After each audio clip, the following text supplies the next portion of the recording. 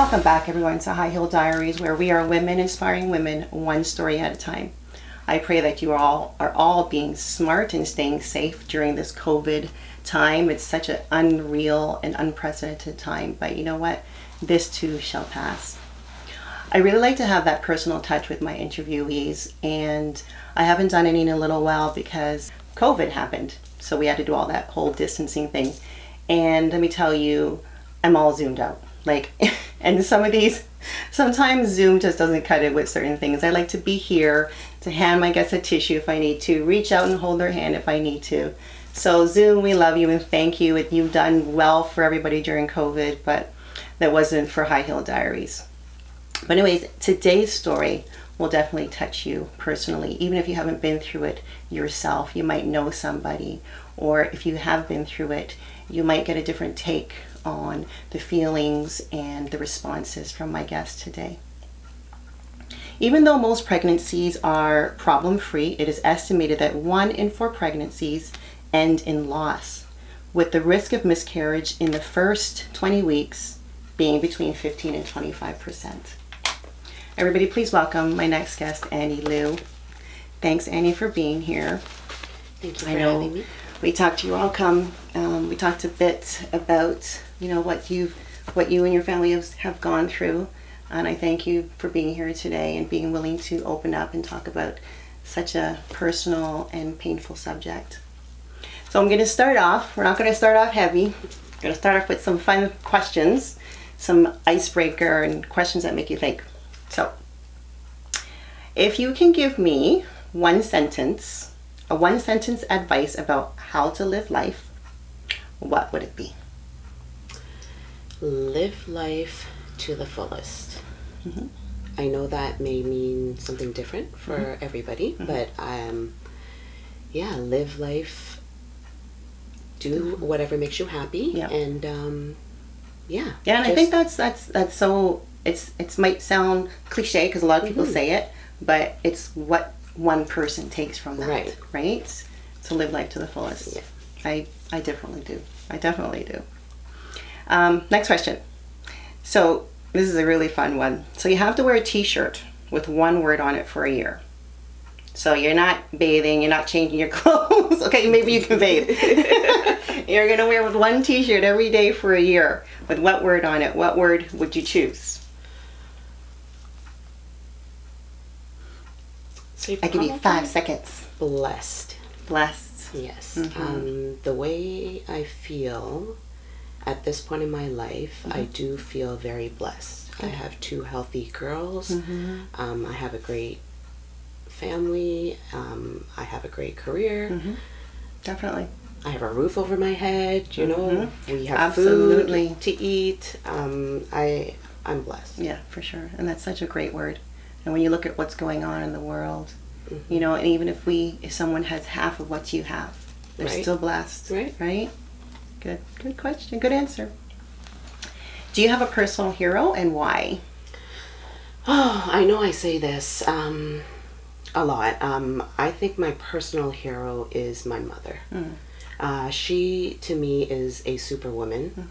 I don't think in my lifetime I could ever be even half the woman that she is in terms of, she's a little bit old school, she's the woman of the house, she takes care of the family, and for as long as I've known, she's been doing that ever since I was a baby. Yeah. And I admire her. Yeah. I wish I could be like her. Like her. No, I know. But you know what? I know that, I have adapted a lot of her qualities, but not her. Yeah. And you know what? It's funny because my first interview, and I've done many, was my mom. Yes. And I needed to, it was like my grand opening to High Heel Diaries and the whole message about what High Heel Diaries is about, and this empowering and strength. And I needed my mom to be my first guest to show what she went through 100%. And how she survived all that she survived. Yes. And is still here and so happy and full of life. Yeah. No matter what, she's just so positive. And I just don't think we say it often enough to them. Right. But the fact that we can actually, it resonates with us what they've done for us, and how they've lived their life, and we are kind of here living our life through their example, Exactly. says a lot. I So agree. we love you, moms. Love you. So let's get into it. So tell me a little bit about your career and why you chose to go into that field. Well, my background is in nursing, so I went into nursing actually by fluke. I graduated in grade 12. I did all my OACs, but at that point in my life... OACs. What's OAC? I know what OACs is. Do you know what OACs are? Nobody hears that word anymore. Grade 13. Yes, it would have been grade 13. Yeah. But at that point in my life, I really didn't know what I wanted to do, what I wanted to be. Being Asian, I know my parents would have wanted me to be either a doctor, a lawyer, or an engineer, but I really didn't know. So, And you grew up? I grew up here. I was born here. I was born in Durham. I grew up in Whitby. Okay, so. But yeah, growing up, I felt like I was rushed and I was young and, I didn't want to be a doctor, a lawyer, or an engineer. So you went to nursing school? Yeah, I ended up going into nursing. I went into the RPM program. At that point, after the first semester, I actually really liked it. And I had the opportunity to transfer into the RN program in second semester, which I did. And I became a nurse. Good. Yep. A good field to be in. Yep. Always nice to give back, and at the end of the day when you leave and come home, you feel so, good about, what you've done. Exactly. In your field. That's good. And you're a nurse in Toronto, or? I am a nurse at Sick Kids. So I worked in, so currently I'm not at the bedside anymore. I'm still at Sick Kids, but now I work in our IT department. Okay. So now you and your husband, you have two beautiful little girls. Yes. Asia and Aria. So Aria first and Asia. Yeah. And how different are they from one another? Really different. The little one, I always call her a little bully. Like she... What are their ages again? So Aria right now is 9 and Asia is 2. Okay. So the little one is feisty. She's got attitude. She is strong. She's very strong-willed. That's going to serve her well in life. Yes, which I am grateful for. But I feel sorry for the older one because, she's in a hard spot, right? Like she's the older one. She can't hit the younger one, but whereas the younger one will come and just... But she's in that terrible 2 stage anyways, though, right? So that might She's change. testing her boundaries now. So. Yeah, nice. So before Asia and after having the one child, it's just your little family of 3 for quite a while, sometimes parents and that child start getting antsy and start thinking about, let's have another baby. Children start asking for, a sibling. And you start thinking about expanding your family. Tell me about this feeling and how, what came next after that. Well, I want to say the first 4 years of having Aria, we were not ready. Everyone talked about how busy boys were, but I couldn't understand because I had a little girl that was just as busy. For more. Yeah, so I had a little tomboy. So we were not ready. But then by the time she was about 5, she had, I guess at school she started seeing other kids, her classmates, having baby brothers and baby sisters. Their parents would come and pick them up and they would have their siblings and, all the kids would be in awe and going to, see the baby. And she would come home and she would say to me, Mommy, when can we get a baby brother? Or when can I have a baby brother or a baby sister? I didn't know how to answer her. I'm like, right. Just a minute, I'm going to go ask Mr. Stork. Yeah, I'm like, you know what? It's not that easy. We can't just go and buy one in store. So then at school, one day I went to pick her up and her teacher says, oh, congratulations. I was like, what? What do you mean, congratulations? Oh, Aria told us she's going to have a baby brother. I'm like, no. Aria wants a baby brother. We are not having a baby brother yet. You see how kids can get people into trouble? Right. So it was the constant asking. And then I started feeling bad because she would pull a guilt trip to, whenever she was bored, she'd say, oh, I'm so bored, Mom. I wouldn't be so bored if I had a baby brother to play with. Okay, so she's being smart about it. So it got to the point where, you know, we said, hey, you know what, reverse psychology. Yeah, but you know what, it got to us, you know, we were like, you know what, I feel like, you know what, we're ready. We're ready. She's 5. Let's, you know, let's do it. Let's just see how it goes. We weren't actually like, you know, actively planning or trying, but it was, and if it happens, it happens. Yeah, okay. So you started to get that idea in your head that, you know, maybe it's okay. Point, If we're not, you know, trying to not let it happen, right? So, and Aria, you got pregnant easily with? Yeah, she was not planned. Right. We were on vacation. And it just happened. Just chill. Yeah. So then tell me about the second pregnancy and how different it was from your first. So second pregnancy was it was unexpected but kind of expected, right? So we weren't, like, again, because you weren't planning. Yeah, but we weren't that, planning, but you know, we knew that if it did happen, right, we'd be okay with it. So yeah, it just so I got pregnant 2016. Yeah, it would have been early. Sorry, it's been so many years now. So early 2016. I'd want to say I found out probably about March 2016.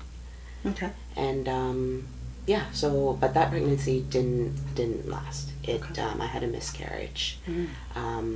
They called it a miscarriage because I didn't actually even know. I went for my first ultrasound. I had missed my period, so you know, went to the doctor and all that stuff. So I went for my first ultrasound, I think at about 10 weeks or 11 weeks, and basically they said that there was no heartbeat.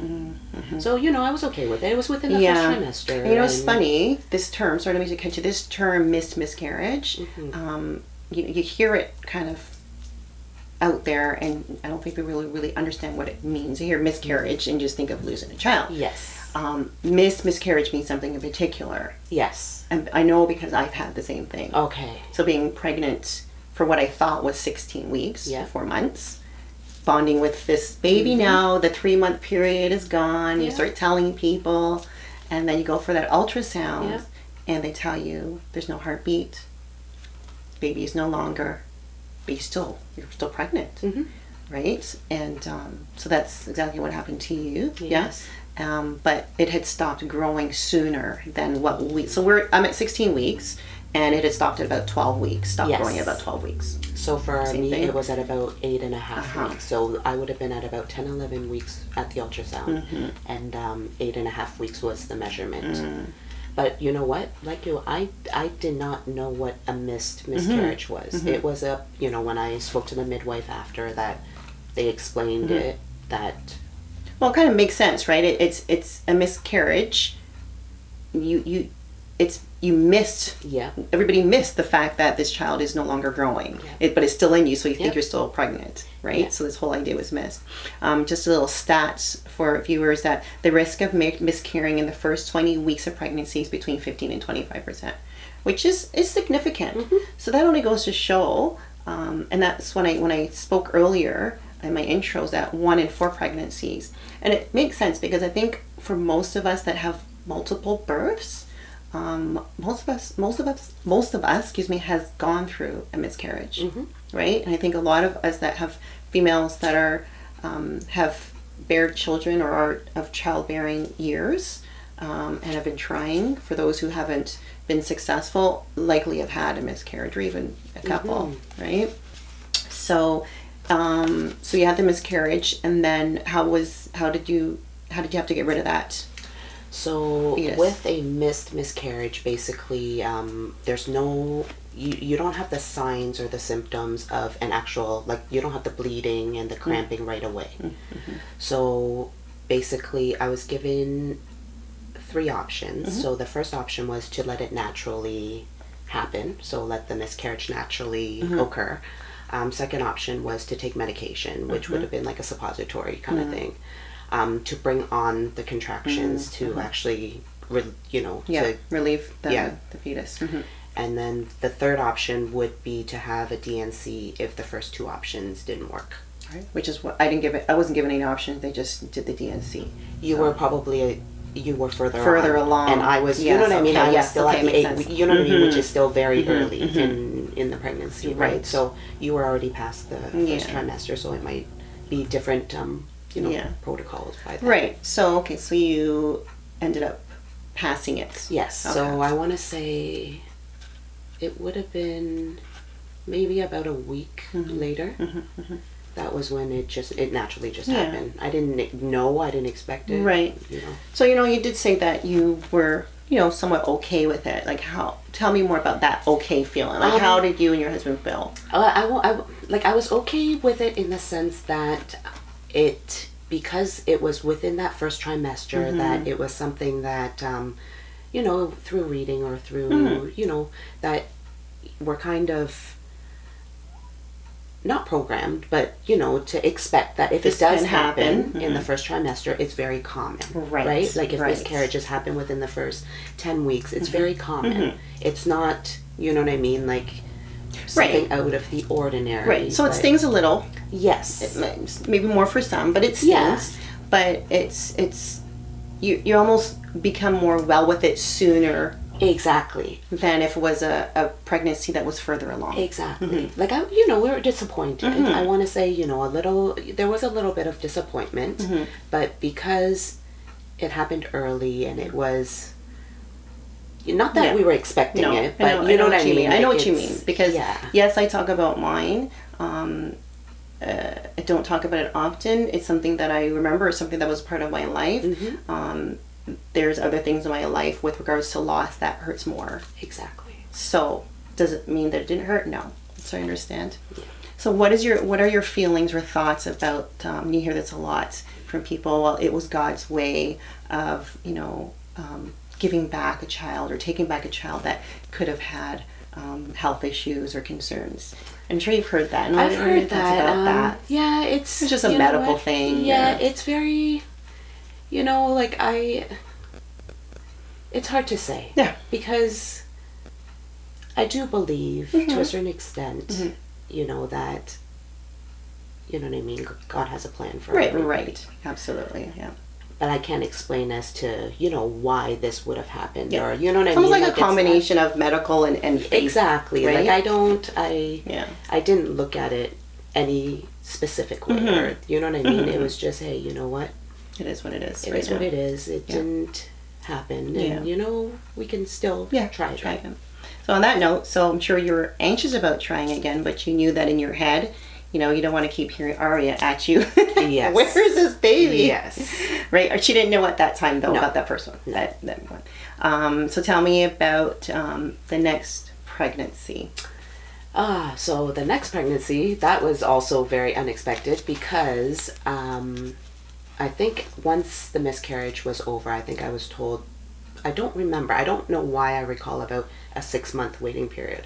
I don't know I don't remember if that was told. Can I comment on that? Yeah. So when we miscarried, when I miscarried, the doctor said, don't wait.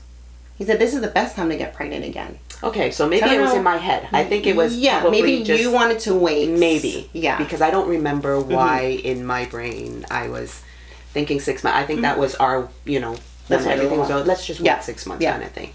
But somewhere in between that time, I got pregnant. I found out probably August. So this would have happened in April, the miscarriage. And then by August, beginning of August, I had found out I was pregnant. So we were happy. But same thing, a little bit, happy to a certain extent. I was still kind of... concerned, right? Yeah. Right, yeah. I didn't want to get my hopes up. Yeah, I get it. Didn't want to think negative, but I didn't want to get my hopes up and then, So tell me about this. So I was pregnant with a little boy at about... So basically with my first ultrasound... Which would have been about when? I want to say about 11 weeks. 10, 11 weeks. I want to say 11 weeks.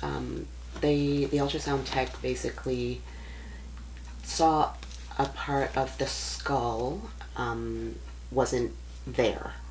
That's how she said. She's like, there's a part of the skull that I don't see. And the ultrasound tech is telling you this? I think I don't remember if she said it that day or if it's when I came in for the emergency. No, she didn't tell me that. She didn't tell me. It was the midwife had called me that same day. I was gonna say, like, when I got home. So it was. Yeah. Sorry if things are blurred. Oh, of course. So I just remember from my own experiences. Like, I want them to say things to me, but they're not going to say things. But you can tell when they look like something's not right. Right. So. When I left, you know what I mean, I got home, and that's when the midwife had called me and said, hey, you know, it doesn't look good. You know, they didn't see part of the skull in the ultrasound. And I was like, okay, you know, and she's like, we need to get you in for an emergency ultrasound. So got me in on the Monday. I think she had called me on like a Friday. So I went for the emergency ultrasound on the Monday. I think by the Monday I had already hit 12 weeks. So I was probably like 11 and a half weeks or so, and then by the Monday. So at that emergency ultrasound, the ultrasound tech did say to me, this was what I was looking for. I didn't see it last week, but this is what I'm looking for, and it's here. It's here. So everything looks good. Okay. Right? So I'm leaving feeling relieved, feeling like, oh my goodness. Like, for sure.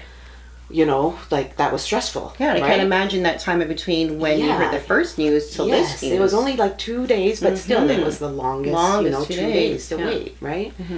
So then, you know, everything's going fine. You know, pregnancy's going well. You know, I had a bit of nausea and vomiting, which is, you know, it was the same with Aria. So I'm thinking, hey, you know. Yeah, I'll take it. I must be having a girl again. Right. But, so 20-week ultrasound. We found out that he was a little boy. And at 20 weeks for the anatomy ultrasound now, I get a call from the midwife now to tell me things don't look good. So at that point, I'm sitting here. What? I was lost for words. Didn't you just tell me? What do you mean? I said, look back at the emergency ultrasound. They said everything was fine. You know, like, she couldn't give me any answer. She's just, you know, this is what they see. And, you know, so basically, the diagnosis, she said, was acrania and anencephaly. Yeah, it's a weird term. Yeah. So say it again. Acrania and encephaly. Yeah, anencephaly. So basically, it just meant a part of the skull's missing and the brain is exposed. So yeah, that's so hearing that at 20 weeks now, I had already started feeling baby kick. And like at the ultrasound, baby's move, like heart was fine, everything else was fine. Like every other part of the body was fine. I'm so sorry baby's to hear moving this. around and I can't even imagine. Because at that stage, you start planning, you start, you know, getting stuff together for the new baby. Like, this is real. It's 20 weeks or 5 months, right? Your daughter had known. Yeah, we had told her, because we had already passed the first trimester and we thought we were safe. Right. So tell me then, so the specialist now was giving you, I guess, survival rate stats, like information about, you know, what you can do, what your choices are. Yeah. Tell me about how that went. The midwife, my midwife was one that had called me, and then she was telling, you know, basically she explained what it was and, you know, had, based on, you know, what she knows, the survival rate of the pregnancy. Generally, the pregnancies don't last past 35 to 36 weeks.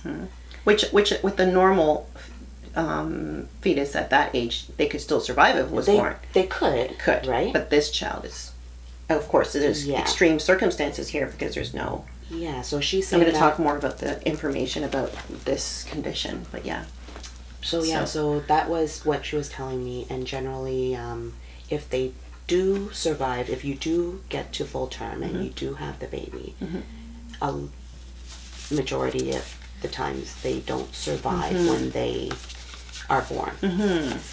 So so, you know, of course we it makes you it almost makes you make a decision now, doesn't it? It's like, what do we do? What do you do? Right. You think about your child not having any quality of life or even not surviving after birth. Right. And being a sick kids nurse, you know, like, it was hard because, you know, like, it's hard to make that decision based on right when you don't know 100%, right? Like, I really didn't know about this diagnosis, so right? So I'm going to talk a little bit about what a crania and anencephaly actually is, because I think I've heard of the term anencephaly, but I've never heard of the acrania, the combination of the two. So it'd be worthy to hear some information about it. This information is from Wikipedia. Acrania is a rare congenital disorder that occurs in the human fetus in which the flat bones in the cranial vault are either completely or partially absent. And then you could just nod because you probably heard of all this information and whether or not this applies to your baby. The cerebral hemispheres develop completely but abnormally. The condition is frequently, though not always, associated with anencephaly. So this is the acrania part of it. This fetus is said to suffer from acrania if it meets the following criteria. The fetus should have a perfectly normal facial bone, a normal cervical column, but without the fetal skull, and a volume of brain tissue. So that's part of what happened with your baby. Causes of acrania, two possible problems that can occur. Recent work has identified mutations in the hedgehog. I don't know if you heard of that, the HHAT gene. So there's a mutation in that gene, is what they're saying, that is possible that if the child has that mutation, that it's possible they can have acrania. During amniotic, or number two is during amniotic band syndrome, ABS, fibrous bands may entrap various parts of the developing fetus, causing malformations. So you probably maybe heard this, but at that time, I'm sure you're not even paying attention to it. So it says when these fibrous bands form around the developing skull, the bones will not form properly. Now I'm going to give information about the anencephaly part because the two of these together is what Annie's child had had. In the absence, anencephaly is the absence of a major portion of the brain, skull, and scalp that occurs during embryonic development. Causes of this. The cause of anencephaly is disputed by medical professionals and researchers, but folic acid has been shown to be important in neural tube formation. Therefore, a lack of folic acid may play a role in anencephaly, which is why we're always told that during pregnancy, ramp up on your folic acid. So that's what I've learned about it, and just give you a little information about what these two are. So you were saying that you learning from the specialist about what the risks are. It almost again made the choice to do what? What did you and your husband decide? So we decided to terminate the pregnancy for the fact that when we look at, if just say we did carry the baby, tried to carry the baby to term, and baby passes at 35 to 36 weeks, to deliver the baby would be a little more traumatic than at 22 and a half weeks. Yes, it's smaller. Yeah. So yeah, we did decide to terminate. At that point, it seemed like it was the right thing to choice. do. Right. And giving all the information, I'm sure that a lot of parents would have chose the right thing, the same thing. If I was in your shoes, I'm telling you that I know I wouldn't be strong enough to deal with delivering a child that I know possibly won't make it past delivery or the couple days at the hospital. I know myself. And so there's nothing wrong with making decisions according to how you are and what you can deal with emotionally and physically, right?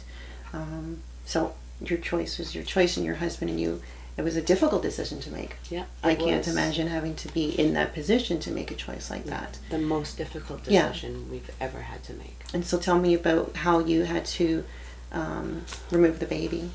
Yeah, so I had to deliver the baby as I would have if baby was full term.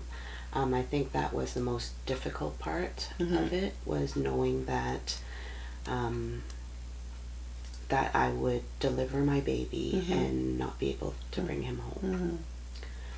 They also said that there's a chance that when he is born that he may still have a heartbeat, or that he may not. So be prepared for either scenario. So was your husband like right by your side at this time? Was he was how was he dealing with it? He was heartbroken. He was sad. Very disappointed. It's just there's nothing he could do. All he could do was be supportive. Right. And I'm sure that this is just an aside that parents have this.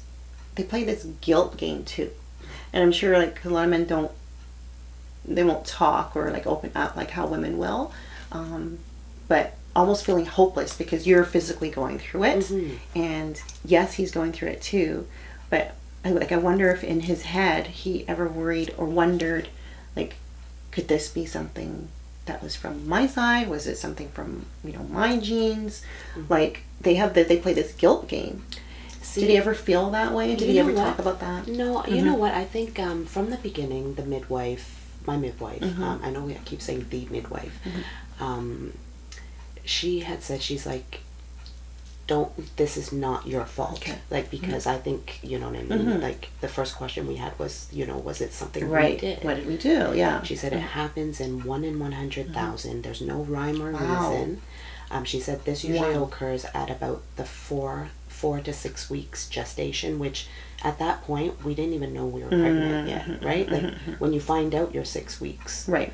So she said it's something that happens. It doesn't mean that it's, it could be genetic, but because we had a healthy daughter and, after the fact, they did all the genetic testing, went through his side of the family, my side of the family, and it doesn't show that we had any genetic history that would have contributed to it. Well, good. It's good that they let you guys know that. With that piece, we didn't, feel the guilt. Right. Good. In terms of that, because from the beginning, she really enforced that. Yeah. And it seemed like a lot of people did enforce, hey, it wasn't your fault. It's not your fault. I think that's important. Because we always wanted to know, was there something we could have done differently? For sure. I was taking folic acid. I was, you know what I mean? Like, yeah. What else could I have done? Right? Look at the stat though with that. 1 in how much? At that point, they said it was 1 in 100,000. That's crazy. So so he's there and he's supporting you, of course. Was there any other family members with you, or was it just the two of you? No, it was. That's heavy, right? Yeah. It's very heavy. You're both going through it. Yes. Yeah. So it was him and I and his sister-in-law, Patty.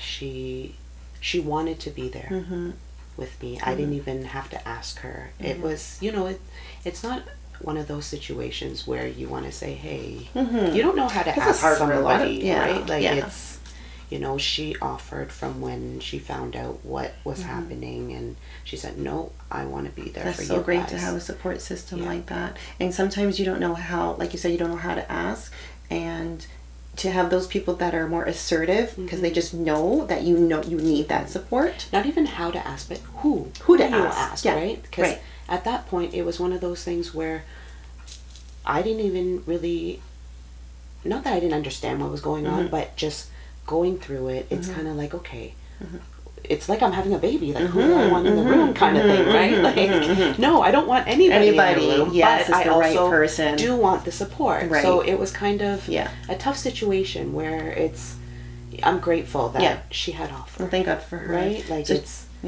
and not to say that, and whoever didn't, you know what I mean? Like, not to say nobody else wouldn't have been there. Yeah, like, I don't want to make any, make it seem like, hey, she was the only one that was there. No, it wasn't like that. But support comes in different forms, though, right? And everybody's there and supportive in different ways. Right. Because I'm sure you had support after the fact when you got home, and support with, Aria, as far as like talking to her. Yeah, so everybody played a role in supporting, but to actually that actual moment when you're going through the delivery, it takes a certain person to be there with you for that, right? And so I'm sure you're ever grateful. So you delivered, and here's now your baby.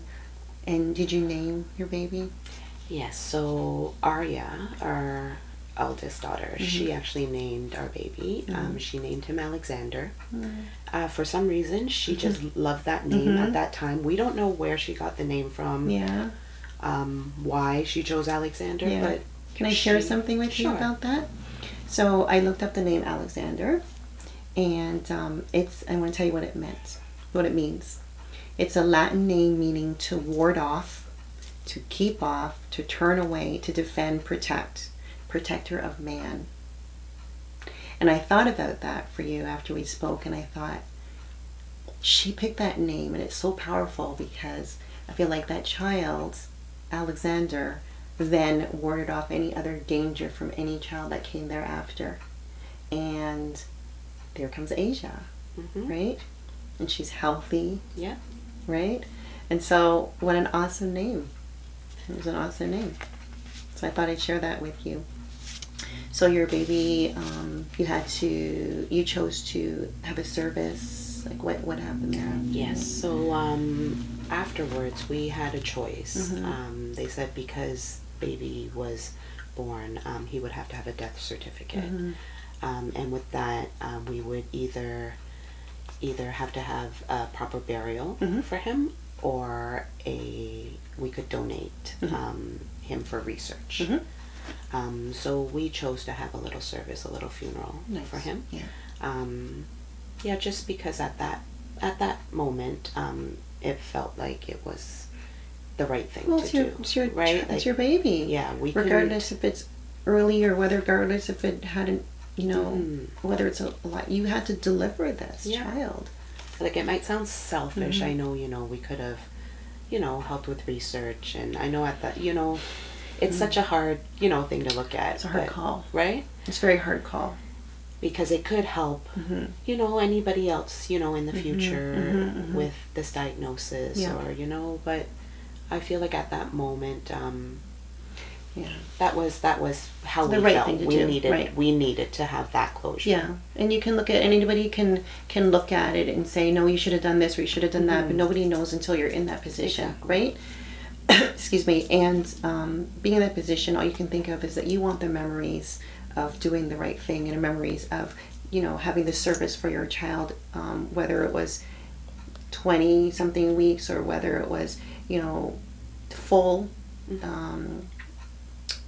40 weeks, full term, or 2 years old, whatever. You want the memories. And you might think they'll find another fetus to do research on. Like, who you don't. There's so many things that's going through your mind, but at that time, you're going to be what some people might look as selfish, but it's not selfish. It's what you need to do, what's right for you and your family. You're not thinking about research and what it can do for other people at that moment. You're thinking about how you feel. You held him. Yeah, we held him. So after that, we just couldn't, if we were allowed to, we would have taken him with us when we left. But, So I want to ask, who or what was your biggest support system through all this? Because we know that in any painful situation, support is key. Support is key. And support comes in so many different areas. But that you can remember, that you keep like back to and saying, man, this really helped me.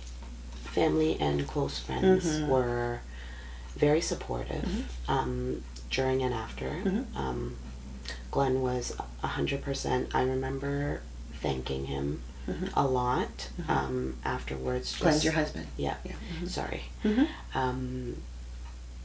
Just telling him thank you for being strong, and because he took care of everything afterwards, like all the funeral arrangements, because I don't think I could have at that point, so apart from Glenn, there was his sister-in-law, Patty, which I can't, like, there's just no words, right? Like, the support, and just in general, the whole family and everybody was trying to be, I know they were trying their best to be supportive. I know it's it's difficult, right? Because Yeah. you know, like, what do you say? Yeah. And that's the thing. I wanted to say a couple of things here about that. So again, because you're on the topic of what do you say, having gone through breast cancer and had multiple surgeries, it's, you know, you learn that people try to help in different ways, and they mean well, but sometimes the things that they say are like, when you think about it after the fact, you're like, yeah, no, that doesn't help. But you can't say anything to them about it, because at the end of the day, you know they mean well. Yeah. And are they there? Yeah, they're there. And are they reaching out? Yes, they are. Yeah. So, you know, that in itself is support. You know, I know your husband's family is West Indian. My family, both sides, is West Indian. And sometimes they have a little bit of different way of saying things or putting things across. And I kind of just chalk it off as that's just the island way, so I don't take it personally. I remember when I had my, after my second child or my third child, and my father-in-law came to the hospital. She's like, Natalie, you still look pregnant. I'm like, oh, that's not yeah, because I'm at the hospital still. I literally just had the baby. Like, thank like, you. yeah, thanks for telling me I'm still fat. Right? So, and I know you mentioned something about your husband, Glenn. And I thought about the fact that a lot of fathers and siblings, they often get forgotten during this time, because you're pregnant, you know, you're the one that's going through it. You're the one that's going to have to deliver the baby. You're the one that's going to have to feel the pain. So, you know, I know you talked to me about how Glenn dealt with the loss, but how did Aria deal with it? She was really sad. So when we told her, it's so weird. When we did find out, one evening, Glenn and I just, you know, sat her down. We just said, Aria, you know, Mommy and Daddy have something to tell you. It was like she knew. I don't know if, like, she was, because, you know, she has very sharp ears. So, like, I don't know if it's, like, conversations that she was listening to, or, you know, like, I don't know what it was. But as soon as we said we needed to talk to her about something, she just looked at us with the saddest eyes and said, I'm not going to have a baby brother, am I? And I just broke down and I cried, because I didn't know what to say. I'm like, she knew. Like, yeah. And so she was very sad. She was heartbroken. Right? Like, she really, really wanted a baby brother. Or, you know, a sibling. But, you know, at that children point, are so perceptive, right? Out of the mouths of babes too. She said, "Oh, she's not going to have that baby." So it's like you knew. Like, she said it herself. This was before we even mentioned it. All we said was, "Oh, Mommy and Daddy need to talk to you about something." And she knew. She just said, But like children do, they quickly get over it and they move on, right? And she was okay. Yeah, she was okay. So back to Glenn now for a moment. I want you to maybe just look in the camera, and if you feel that there's something that you wish that you said to him during that time that you didn't get to say, or anything you want to kind of extend to him for being that support system, for being that rock, for having also gone through it, that you know you didn't say and you want to say to him. I want you to say it now. I don't know if, I don't remember if it's something that I have said or I haven't said, but just through the whole process, you know, that thank you for being Your mama. so strong. Thank you for being my support. Thank you for being the rock in our family. I know that it was difficult for him, because I know that he has said that that was his only boy that he was going to have. Because, you know, he knows that we're not going to have any more children. So, you know, he's never going to have a son. You know, he's got two beautiful girls that he knows are daddy's girls. But, oh, I'm sorry. You know, I know, you know, deep inside, you know, I feel bad. You know, I wish I could. You know, if we knew that we would be guaranteed another boy, you know what I mean? That we could have a boy. I have said, you know what? If we knew we were guaranteed, I would try. For sure. You know. But you can't, you know, you don't know. You don't know. Who knows these things, right? And I'm sure you know that he's ever grateful for the two beautiful girls that he has given you. and for the blessings that he does have in life. And that I love him so much. And we love you, Glenn. I love how big of a heart he has. I love, just the person that he is. He is overall just, a great man, a great human being. That's sweet. And and everyone loves him. Good to have him. You're lucky to have him. I'm very, very lucky to have him. Blessed. Good. I just wanted you to share that, because I'm sure sometimes when you're going through the motions of life, sometimes you think things, and I'm sure maybe you do express it, but it's good. This is not only, we know that this is not only about you, and it's about him as well. So I just wanted you to express that. A quick aside, and this is just something that I think happens in a lot of situations where people make choices and other people maybe would have made the other choice. Did anybody ever, and some people might resonate with this, ever make you feel by a comment that you didn't make the right choice? No names, I just want to know if that ever happened. There were. I remember. And I'm only asking this not to bring up harsh memories, but it's there's people take such a different approach to what someone's going through when they're not actually going through it, right? I did, I think there were comments, and it had me thinking, it got me second guessing myself as to, what if the ultrasound wasn't right? Because I've had similar, co-workers or colleagues where, they've said, hey, in the ultrasound they said that, baby wasn't going to have, an arm or whatever's missing, and babies come out healthy. So, with the comments had made me feel like, did I make the right decision, or should I have waited to see whether... And hopefully it's just, it's something that, passes your mind for a second and then you move past it. Because at the end of the day, the choice is yours. It's a heavy choice to make. It's a heavy choice to make. Choices, yours and your husband's, but it's a heavy choice to make. And you never know if you're making the right choice, but you choose what's at the time the best for you and for your family and for the baby. For the baby. Right? It's just knowing say, the quality of life of my child would not have been there. Like, he wouldn't have had the quality of life.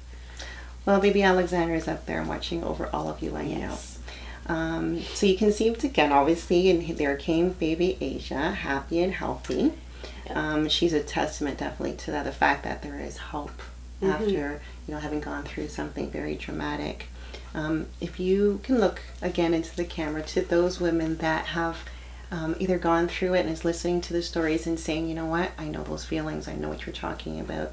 And for those women who may be pregnant and might be coming up on, those ultrasound, that 10-week or 20-week ultrasound dates, and, just might be fearful. Just some words of advice, some words of wisdom from someone who's gone through it.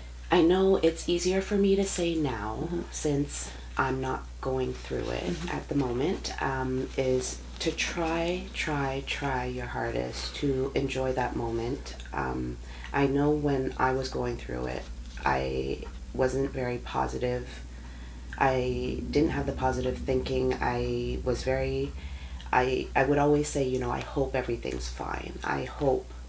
So it was hard for me to enjoy the pregnancy because I didn't want to get my hopes up and then be disappointed the second time around.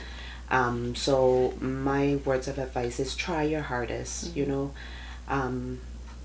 whether it's self-talk or whether it's, I would talk to my family and friends, sometimes just to help, get my mind straight. I guess it's hard. It's hard when you've gone through it to fully enjoy your pregnancy when you do get pregnant again, but it is important because you do want to have a positive pregnancy. Yeah, for sure. Good to hear. Just going to share a little, thank you for that. I'm going to share some information here with some noteworthy information I found. So, again, you go through what you go through, and it's a time in your life It's part of your journey in life. I want to talk about the fact that this can also affect the couple after the fact. And everybody deals with it differently, right? And I talked about, the guilt feeling and, and all that. So I just wanted to read some information that I found. Impact on the couple. The death of a baby may be the first major crisis many couples go through. If they are not experiencing the stages of grief at the same pace or with the same intensity, this challenge may bring them closer together or even estrange them from one another. So, everybody has a different experience with it after the fact. Some, again, come closer, some spread. And I think that's with a lot of death. Because you hear of people that have lost a child, and, they play that blame game, and then sometimes they go their own separate ways because it's a very heavy situation to deal with. Impact on the other children in the family. The children's reactions depend on their understanding of death, which varies depending on their age and developmental stage. Children may worry that whatever happened to their baby sibling will happen to them also. This underscores the importance of the language used to describe the death to them. It is critical to address the needs and worries of other siblings and children in the family when a baby has died. Perinatal bereavement differs from the grief felt for someone who dies later in life. That's probably something that's pretty obvious to understand. It's different for parents for these reasons. And you can probably resonate with these. The unexpectedness of the death, the emotional bond with the baby, multiple losses. So parents' identity, you're going to be a parent for the third time or for the first time, and now this is no longer going to happen. So loss of parental status, plans for the future. You planned, okay, when we have our third child, or so on and so forth. And lack of concrete memories, right? So I always like to share, and just as a reminder, I always, set out my disclaimer.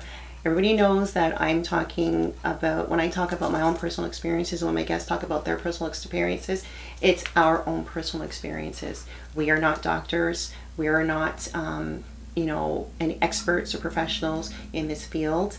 Annie is not, and I am not. I'm talking about stats that I got from the internet, and I'm sharing them with you. If anybody has problems, concerns, questions, you need to take it up with your own practitioner, your own specialist. By no means use this information as a way to diagnose or heal yourself. So I'm going to also give you some information, and some support resources that you can go to for more information and for support. Canadian Pediatric Society, Society of Obstetricians and Gynecologists of Canada, Baby's Breath, Bereaved Families of Ontario, Lighthouse Program for Grieving Children, Now I Lay Me Down to Sleep, Pregnancy and Infant Loss Network, and then I found a Facebook group called Miscarriage and Pregnancy Loss. So those are sites that you can go to gain information, to gain support. Again, I want to thank you so much for being here today. Thank you, Annie, for being so gracious with your personal and your private information and sharing your story of your baby, Alexander, and your experience with him. And guests, I always am so gracious for you taking the time to watch these videos. They may be of support and help to somebody that you might know, so please share them, like the video, follow me with all the different things that I do to support women and inspire women, because at the end of the day, that's what makes us stronger. So let's continue to do it. High Heel Diaries can be found on, so all my videos are here on YouTube, but you can follow me on Instagram, Facebook, and Twitter. Or you can go to my website to get a ton of and a wealth of information and resources on highheeldiaries.com. And don't forget, heel is spelled H-E-A-L. Thank you once again. Stay safe, and I'll see you real soon. Take care.